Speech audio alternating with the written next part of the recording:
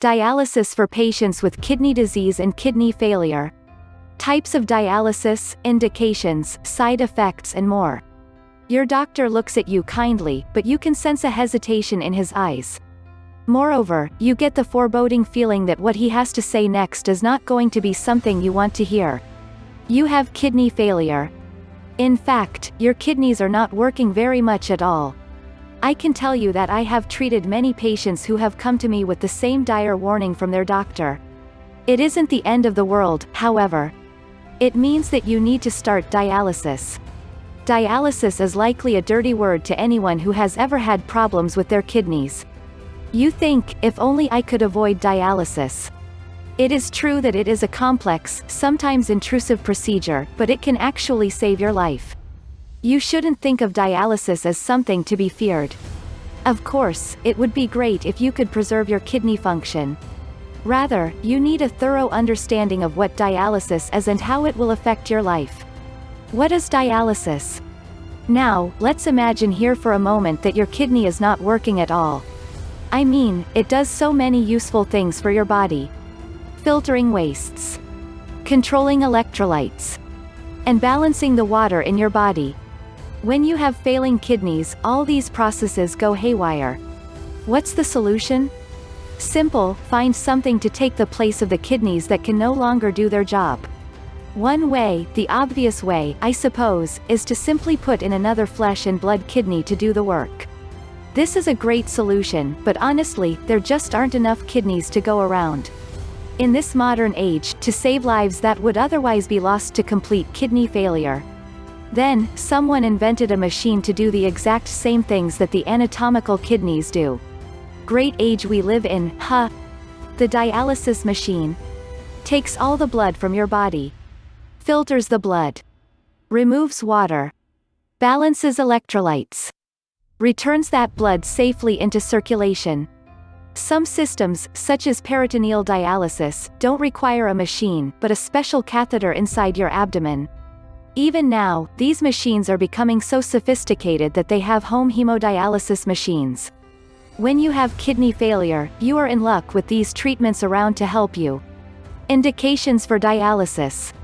You may wonder just what your doctor saw in your history to indicate that you need dialysis. Meanwhile, indications for dialysis are usually when your kidneys are at the end of their working life. You have reached a point called end-stage renal disease, ESRD, which means that the organs are functioning at only 10 to 15% of their normal workload.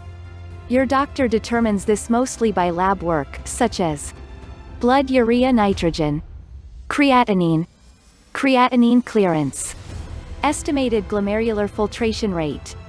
These lab tests show how well your kidneys are able to remove wastes from the body and how well it filters your blood. Among other indications for dialysis include physical symptoms, such as swelling and edema in your legs and hands, high blood pressure, high potassium.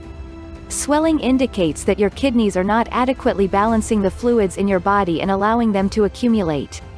However, too much potassium can lead to deadly heart rhythm disorders, and a high blood pressure. Moreover, too much potassium can lead to stroke, in addition to weakening the heart muscle.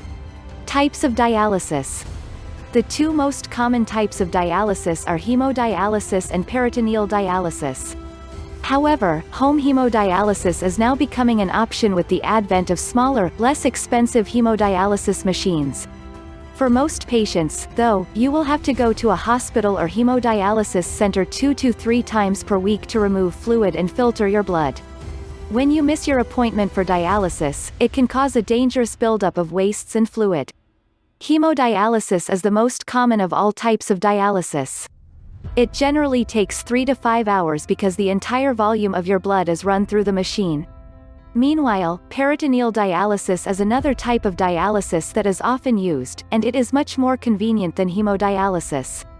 Above all, you can actually perform peritoneal dialysis at home without the need for a dialysis center. It involves a catheter placed in your abdomen, and you essentially put the dialysis material into your body through this portal. The dialysate dwells in your body, exchanging fluids and wastes by osmosis, and then you drain the fluid out. Many more people are opting for peritoneal dialysis now that many of the peritoneal dialysis side effects have been addressed. How hemodialysis works. Hemodialysis is a complex procedure, and it really is a wonder of modern medicine. Using an access port somewhere on the body, 2 needles are inserted to access the bloodstream. One needle is the outflow needle, and the second needle returns the blood to the body in the hemodialysis procedure. The hemodialysis machine takes small amounts of your blood out from this access port, and it brings the blood into the machine. Once the blood is in the machine, it runs through a series of tubes and filters. At the same time, change the electrolyte balance in your body, remove waste, and take off some fluids. The blood passes through an apparatus known as a dialyzer, and this cartridge holds the dialysis solution, or dialysate. It is this solution that pulls the wastes and electrolytes from your body. It does this by the force of osmosis. Basically, this means that the concentration of the chemicals in the dialyzer is lower than the concentration in the blood. That difference causes the chemicals in your blood to move across a membrane with holes in it. And the dialysate catches the particles and holds them.